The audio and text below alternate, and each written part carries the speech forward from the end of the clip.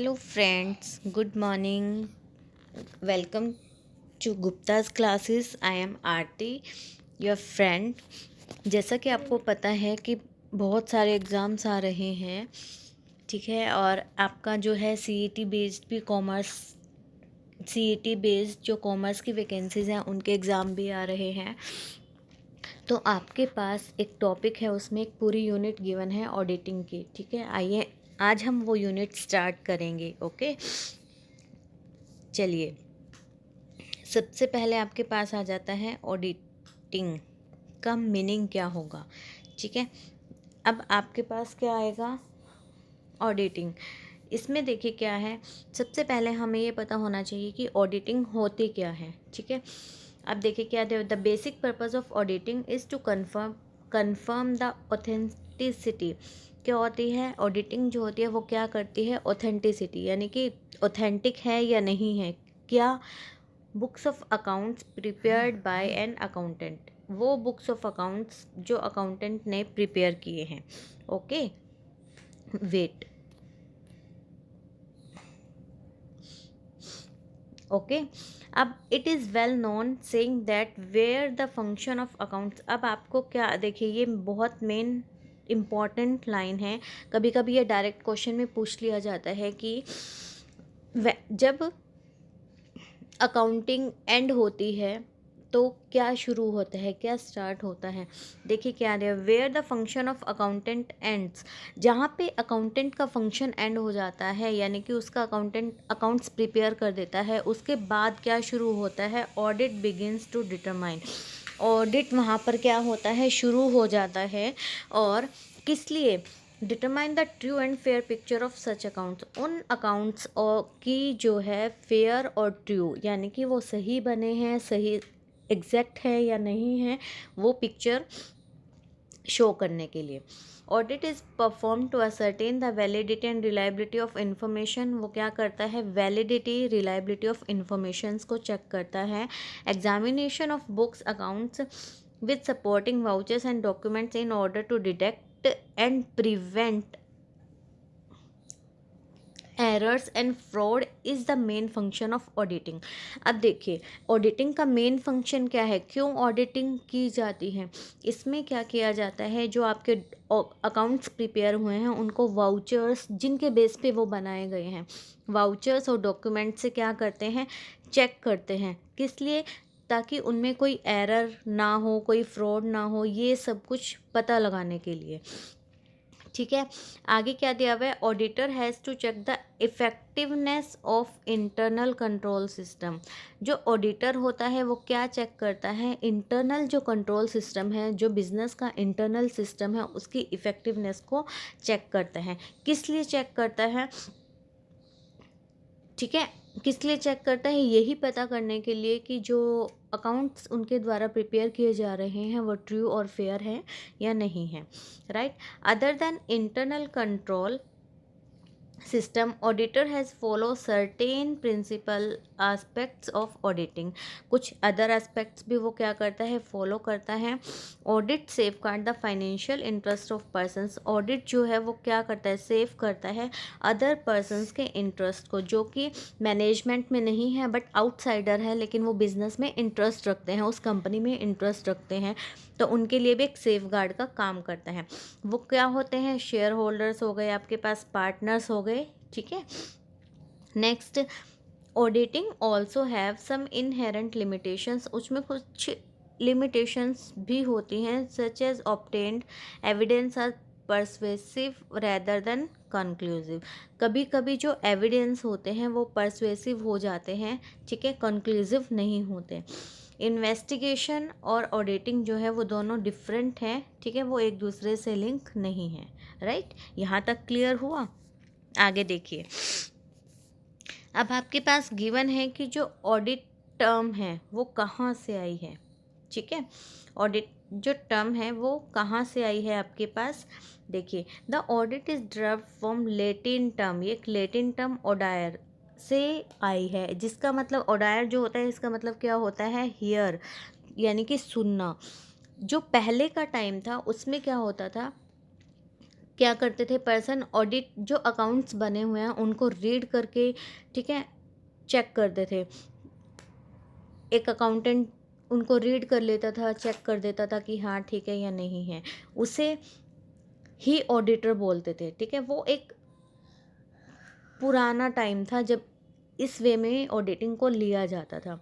लेकिन जब अब जो है ऑडिटिंग जो है, आज के टाइम में ऑडिटिंग जो है वो डिफरेंट हो चुकी है, ठीक है। अब देखिए इसमें क्या दिया हुआ है,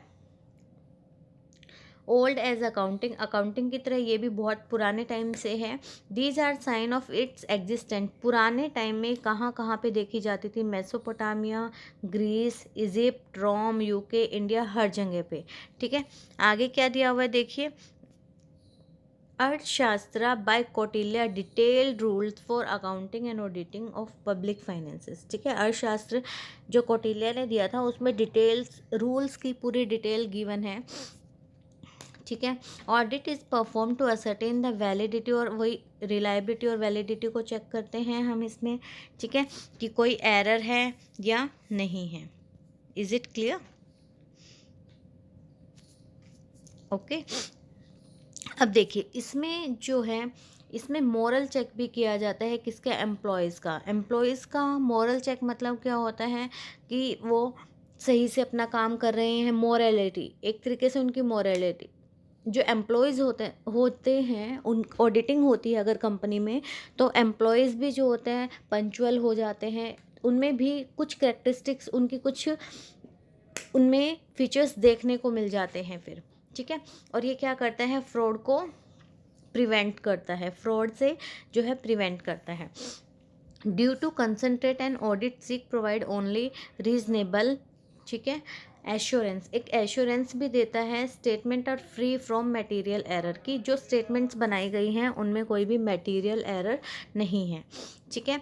in case of financial audit, अगर फाइनेंशियल ऑडिट का केस है तो set of financial statements are set to be true and fair, उन्हें हम ट्रू एंड फेयर कब बोलेंगे, when they are free of material misstatement, जब उनमें कोई भी मटेरियल की मिस स्टेटमेंट नहीं होगी। But recently arguments that auditing should go beyond just true and fair is gaining momentum in view of recent fraud by high profile organization in connects with the reputed audit firm। वही कि अब क्या करते हैं, एक reputed audit firm से audit का contact कर लिया जाता है, वो उस फर्म की पूरी की ऑडिटिंग चेक करती है, ठीक है। ट्रेडिशनली पुराने टाइम में क्या किया जाता था, audits were mainly associated with gaining information about financial system. Auditing क्यों की जाती थी पहले, फाइनेंशियल सिस्टम से रिलेटेड इंफॉर्मेशंस गेन करने के लिए, ठीक है। And the financial record of a company और अ बिजनेस, और फाइनेंशियल्स रिकॉर्ड देखने के लिए। हाउएवर रिसेंटली ऑडिटिंग, अब क्यों ऑडिटिंग, अब जो अभी रिसेंट में ऑडिटिंग होती है, auditing has begin to include non financial subject areas. अब जो पहले तो सिर्फ फाइनेंशियल एरियाज़ को लेकर ही ऑडिटिंग की जाती थी, अब उसमें कुछ नॉन फाइनेंशियल एरियाज़ भी ऐड कर दिए गए हैं, जैसे such as safety, security, information system performance, environmental concern with non profit environmental concern, ठीक है। इसके बाद कुछ नॉन प्रॉफिट ऑर्गेनाइजेशंस हैं, गवर्नमेंट एजेंसीज हैं, there has been an increase need for performance audit examining their success in satisfying mission objective of business. वही government agencies हो गई, नॉन प्रॉफिट ऑर्गेनाइजेशंस हो गई, ये भी क्या करवाते हैं आजकल, ऑडिट करवाते हैं, परफॉर्मेंस ऑडिट। परफॉर्मेंस ऑडिट क्या होता है, परफॉर्मेंस ऑडिट में ये चेक किया जाता है कि जो बिजनेस के ऑब्जेक्टिव्स को लेके जो काम हो रहा है वो एफिशिएंटली हो रहा है या नहीं हो रहा है, राइट। आगे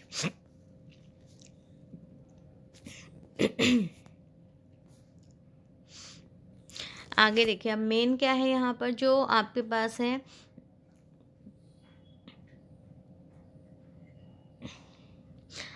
अब हमें क्या पता लगता है उससे कि true and fair rather than true and correct. अब देखिए यहाँ पर ट्रू एंड फेयर इम्पोर्टेंट है, ये हम ऑडिटिंग में चेक करते हैं, करेक्टनेस हम नहीं चेक करते हैं, लेकिन उस पर ज़्यादा कंसर्न नहीं दिया जाता। कोई भी ऑडिटर है बिल्कुल एकदम से वो क्या करता है, अपना ओपिनियन दे सकता है, बट एकदम से ये नहीं बोलेगा कि हाँ ये बिल्कुल करेक्ट है, right. Hence the emphasis was not on arithmetical, इसमें अर्थमेटिकल एक्यूरेसी पे कोई भी जोर नहीं दिया जाता, बट एक फेयर रिप्रेजेंटेशन पर जोर दिया जाता है, ठीक है। The company act 2013 also prescribe for the first time about the qualification of auditor, ठीक है। इंडिपेंडेंस के बाद क्या हुआ, the companies act 1956 was implement, detail provision are made in act regarding audit and auditors, ठीक है। पहले एक डिटेल प्रोविज़न बनाया गया था इंडिपेंडेंस के बाद, ठीक है। रिसेंटली, अब रिसेंट में क्या है, इम्प्लीमेंट कब हुआ, ये 1 अप्रैल 2014 से हुआ। दिस कंटेन्स डिटेल्स प्रोविज़न, इसमें डिटेल प्रोविज़न है किस किस से रिलेटेड, स्टैचुरी ऑडिट जो एक तरीके से गवर्नमेंट के द्वारा होता है, cost audit, internal audit and secretarial audit, okay. Is it clear? आगे देखिए, अब आपके पास है meaning and definitions of audit. आपको पता है कि हमने अभी ऊपर हमने क्या पढ़ा, पूरा मीनिंग से रिलेटेड ही पढ़ा है कि क्या होता है ऑडिट का मतलब, क्या होता है कि अकाउंट्स को चेक करना कि वो ट्रू एंड फेयर हैं या नहीं है, राइट। अब देखिए, लेकिन अब आगे क्या दिया हुआ है आपके पास, बट द ऑडिट वर्ड जो ऑडिट है वो एक वाइड यूजेज, उसका यूज़ बड़ा वाइड है। Now it means a thorough scrutiny of books of accounts and its ultimate aim to verify the financial position disclosed by the balance sheet and profit and loss account of a company। यानी कि अब उसका M क्या है, एक तरीके से कि फाइनेंशियल पोजीशन को डिस्क्लोज करना, जो किसके द्वारा डिस्क्लोज होती है, balance sheet and profit and loss account of the company. अब कुछ राइटर्स ने अपने डिफरेंट व्यूज़ बताए हैं ऑडिटिंग को लेकर, ठीक है, ये आप रीड कर लीजिएगा, ओके। देखिए सब, अब जो है लॉरेंस आर डिक्सी ने क्या बोला है, an audit is an examination of accounting records undertake with a view of establishing whether they correctly and completely reflect the transactions to which they prepared purport to relate. मतलब कि audit क्या है, एक examination है किस चीज़ का, accounting records का, ये देखना कि उनको करेक्टली और कम्प्लीटली ट्रांजैक्शंस के अकॉर्डिंग बनाया गया है या नहीं बनाया गया है। Is it clear?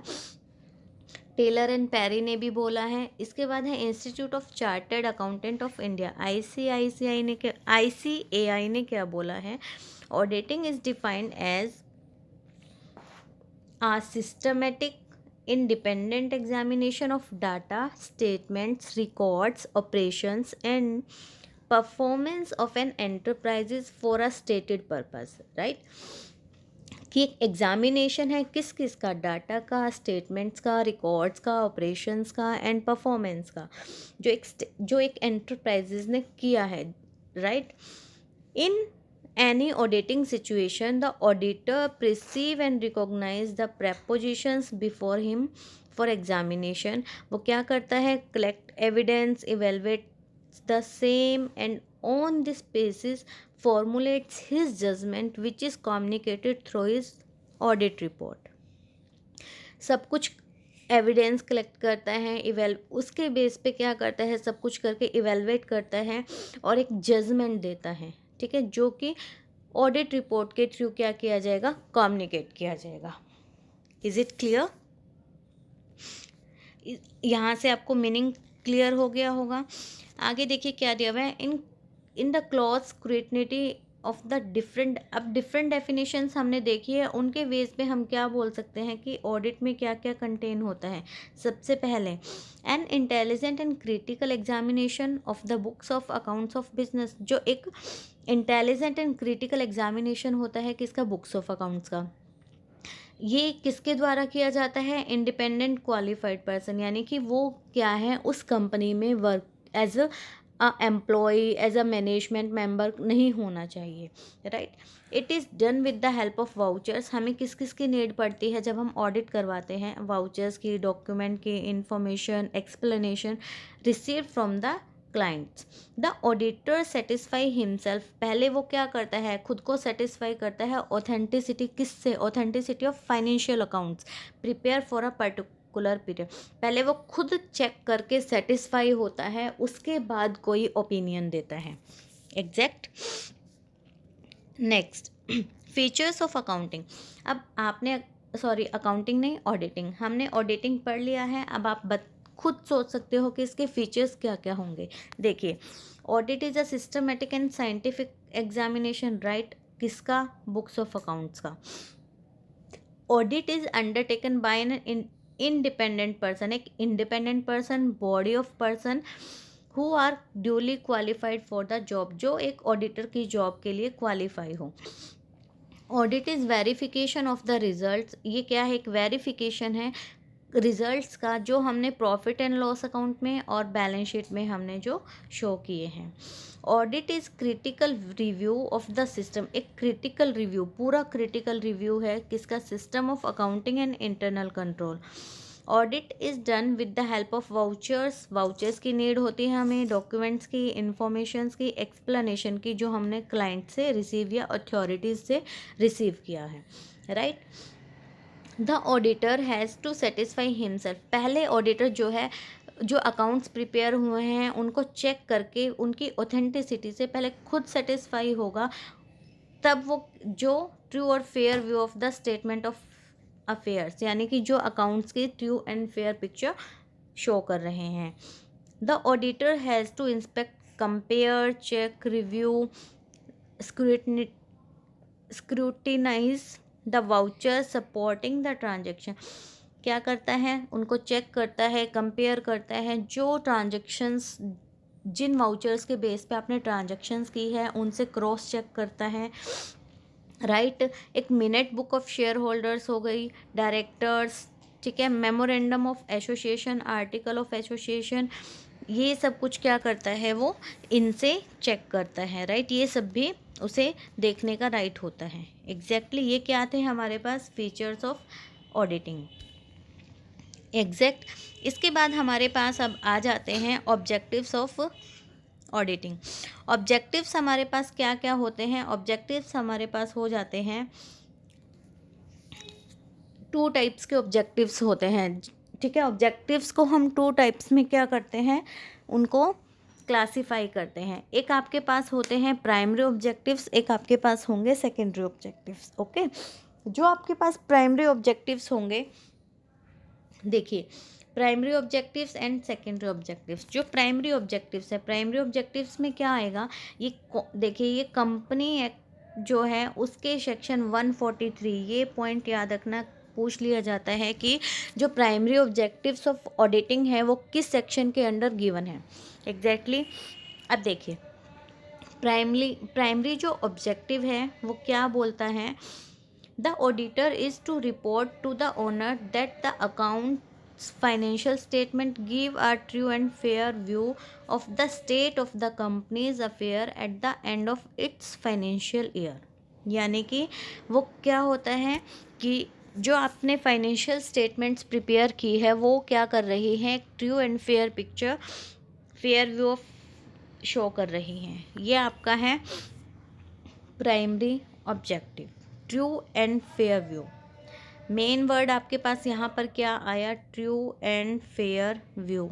ये आपका हो गया प्राइमरी ऑब्जेक्टिव, ठीक है।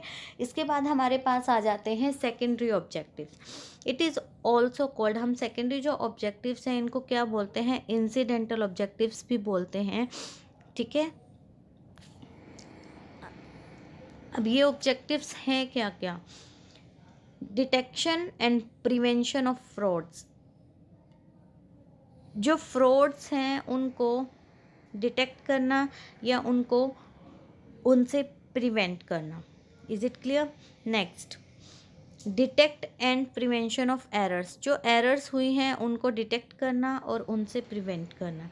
अब देखिए, आपको डिटेक्ट का मीनिंग भी पता होना चाहिए, ठीक है। डिटेक्शन का मीनिंग क्या होता है, देखो, detection of material frauds and errors जो है एक इंसिडेंटल ऑब्जेक्टिव होता है कि independent financial auditing flow from the main objective of determining whether or not the financial statement give a true, वही, यानी कि जिसकी वजह से जो स्टेटमेंट है वो ट्रू और फेयर व्यू नहीं दे रही है, ठीक है, वो आपके पास उनको डिटेक्ट करना। फ्रॉड्स भी हो सकता है, वो एरर भी हो सकता है। एरर क्या होता है, एरर सिंपली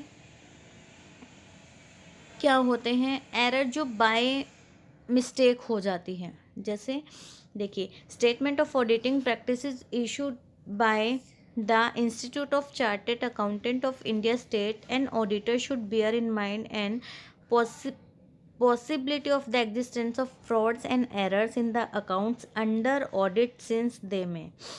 सिंपल देखिए, एरर क्या होता है, जो बाय मिस्टेक हो गए, और फ्रॉड्स क्या होता है, जिनके पीछे कोई ना कोई इंटेंशन होती है, ठीक है, यानी कि कुछ गलत करने की इंटेंशन होना, वो आपके पास होते हैं फ्रॉड्स, जो जानबूझकर किए जाते हैं। यानी कि जैसे हम कोई इन्फॉर्मेशन को छुपा लेते हैं, या फिर किसी चीज़ को ज़्यादा दिखा दिया, किसी को कम दिखा दिया, जानबूझकर करना, ठीक है, वो आपके पास क्या हो जाते हैं, फ्रॉड्स। देखिए, frauds can take place in form of manipulation of accounts, accounts को मैनिपुलेट करना, misappropriation of cash, cash का गलत दिखाना, गुड्स को गलत दिखाना, कम या ज़्यादा करके दिखाना। ये आपके पास पूछा जा सकता है कि फ्रॉड्स में आप किस किस को लेते हो, किस किस को आप काउंट करोगे, या फिर 3-4 ऑप्शन दे देंगे, उनमें से एक ऑप्शन जो है फ्रॉड का गिवन होगा, बाकी एरर्स के गिवन होंगे, ठीक है। इसके बाद देखिए क्या है, it is of great importance for the auditor to detect any fraud, वो उसके लिए इम्पोर्टेंट है, और उनको उनसे प्रिवेंट करना, ठीक है।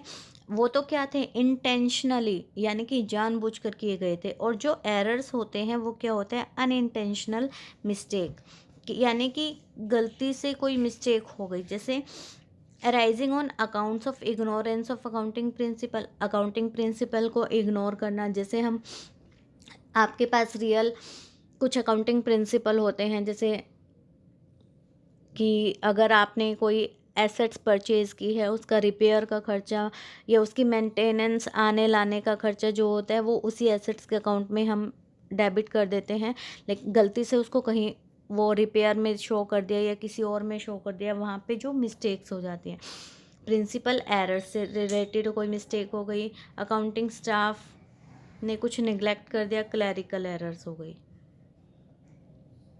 Is it clear, is it clear, ठीक है। ये आपके पास आपको एरर्स, ठीक है, एरर्स का और फ्रॉड्स इन दोनों में डिफरेंस क्लियर हुआ। ये बहुत इम्पोर्टेंट है, एरर्स क्या होते हैं और फ्रॉड्स क्या होते हैं, ठीक है। Is it clear.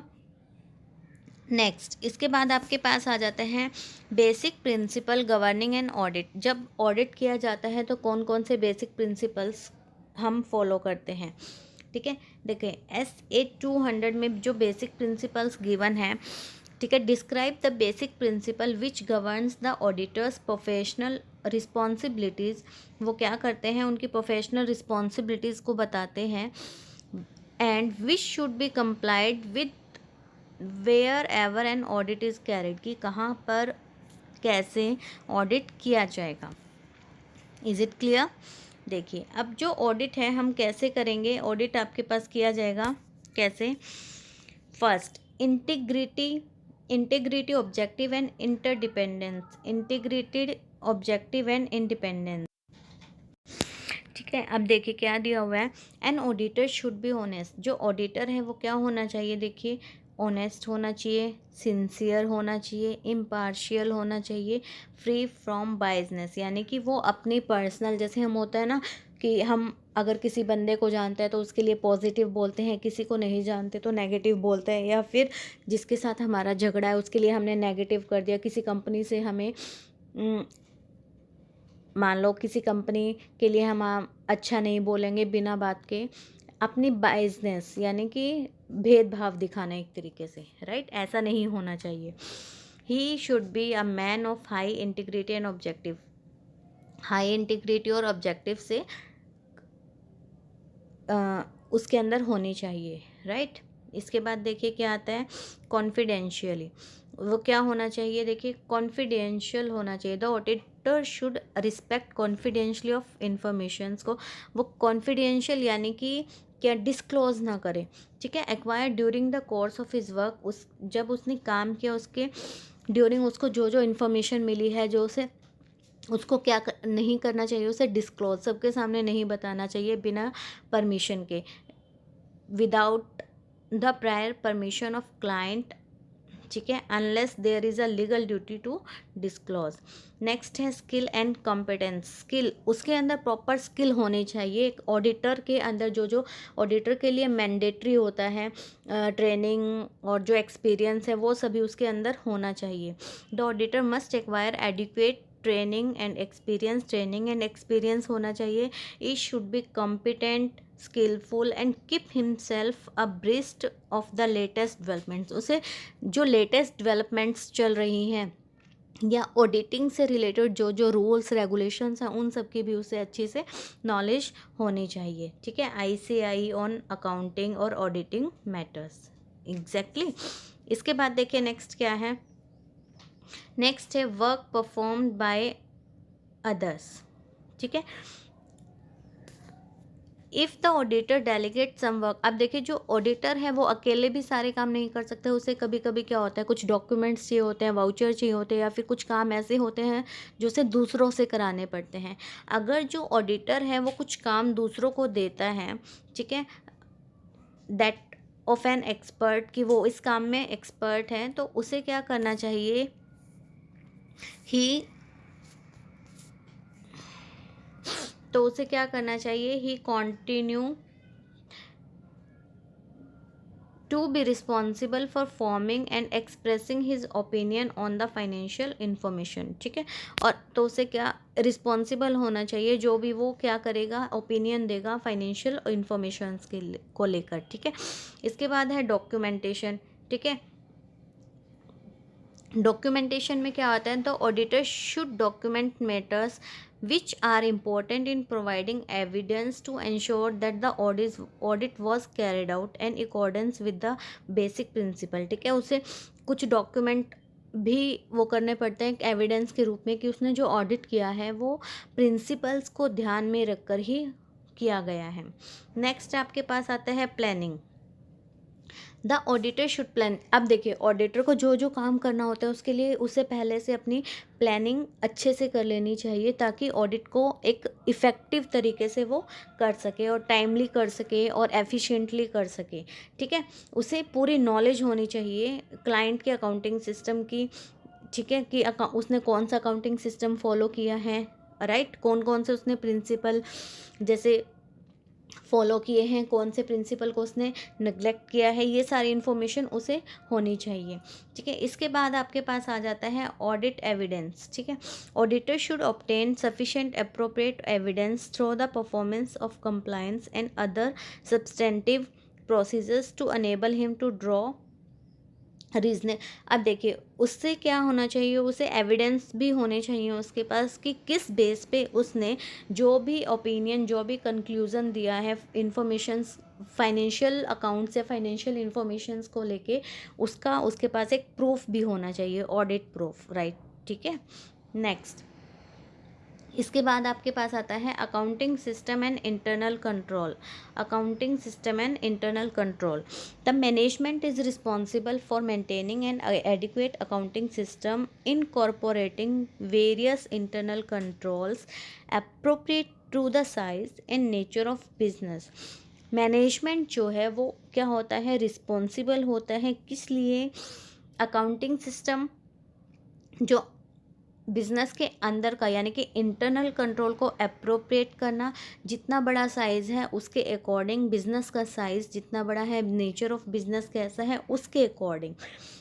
Auditor should assure himself that the accounting system is adequate. उस जो ऑडिटर है वो भी एश्योर होना चाहिए कि हाँ जो अकाउंटिंग सिस्टम है वो एडिक्वेट है और जो इन्फॉर्मेशंस उन्होंने वी शुड बी रिकॉर्डेड, जो रिकॉर्डेड करनी चाहिए वो सारी रिकॉर्ड की गई हैं। इंटरनल कंट्रोल सिस्टम जो है वो भी अच्छा है, कंट्रीब्यूट करता है।